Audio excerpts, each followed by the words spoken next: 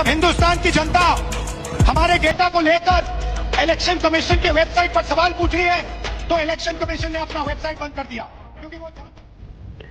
नमस्कार दोस्तों, हाल ही में विपक्ष के नेता श्री राहुल गांधी जी ने सत्ता पक्ष पर वोट चोरी के कई सारे गंभीर आरोप लगाए हैं और उन्होंने महज आरोप ही नहीं लगाए बल्कि उन आरोपों को सिद्ध करने के लिए उन्होंने प्रूफ के तौर पर एक लंबी चौड़ी लिस्ट भी दिखाई, जिससे कि ये सच में पता चलता है कि वोट चोरी का कितना बड़ा स्कैम आखिर देश के अंदर चल रहा है। और अगर यह बात सच है तो समझ जाइए दोस्तों कि आपका वोट, आपका हक किसी ने चोरी कर लिया है।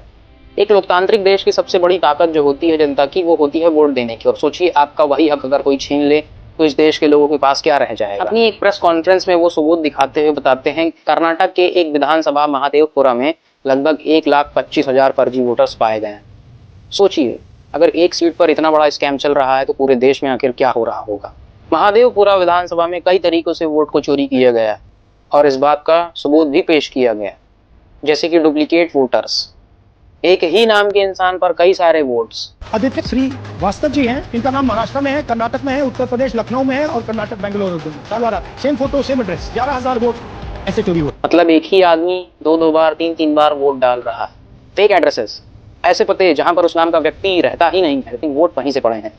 जब इस बात को पता करने के लिए कांग्रेस टीम के मेंबर्स उन जगहों पर विजिट किए तब उन्होंने देखा कि उस नाम के व्यक्ति आखिर उस एड्रेस में रहते ही नहीं। गोस्ट वोटर्स, ये गोस्ट वोटर्स क्या हैं दोस्तों? जो मर चुके हैं उनके नाम पर भी वोट डलवाए जा रहे हैं, उनके नाम पर भी वोट दिए गए हैं। एक ही फोटो को अलग अलग नामों के साथ जोड़ करके वोट दिलवाए गए। फॉर्म 6 का दुरुपयोग किया गया।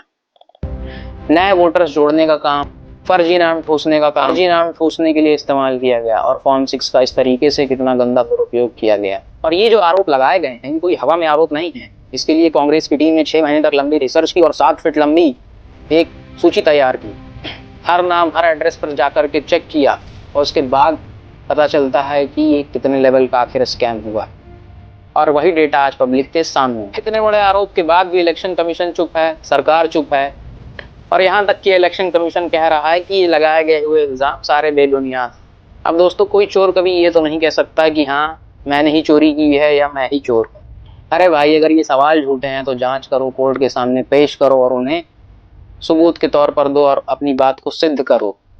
लेकिन नहीं, यहाँ तो सवाल उठाने वाले को ही जेल भेजा जा रहा है। आप सरकार के खिलाफ कोई आवाज उठाते हैं या कोई सरकार का विरोध करने की कोशिश करते हैं तो आपको देशद्रोही बता दिया जाता। मतलब कि सत्ता पक्ष ने अपने आप को इस लेवल तक का समझ लिया है कि वो जितने चीजें कर रहे हैं सब देश की भलाई के लिए है। उसमें कुछ ऐसा है ही नहीं है जो उनके स्वार्थ से संबंधित हो। ये देश के हर एक जागरूक नागरिक को समझना चाहिए और जो जागरूक नहीं है उन्हें जागरूक होना पड़ेगा कि अगर देश में आखिर इतने बड़े लेवल का स्कैम चल रहा है तो सोचिए आने वाले समय में क्या हो सकता है। हमारा देश किस दिशा में जा रहा है। वोट चोरों को बचाने के लिए उसे अपराधी बना दो जो असली वोट चोरों को आपको दिखा रहा। वाह रे लोकतंत्र। दोस्तों, यह मुद्दा सिर्फ राहुल गांधी का नहीं या फिर कांग्रेस पार्टी का नहीं, बल्कि ये मुद्दा हमारा है, आपका है, देश के हर एक नागरिक का। सत्ता से कभी कोई हटना नहीं चाहता है और उसे कायम रखने के लिए लोग वोट चोरी जैसी गिरी हुई हरकतों तक गिर जाए। अगर आप आज वोट चोरी पर चुप रहें तो कल आपका हक, आपकी वोट कोई और चोरी करके ले जाएगा।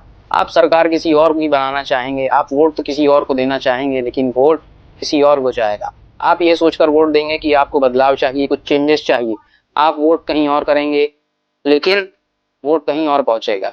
इस तरीके के बहुत सारे स्कैम्स के बारे में हम लगातार सुनते आए हैं लेकिन उस पर आज तक कभी भी कोई ठोस कार्यवाही हमें देखने के लिए नहीं मिली है।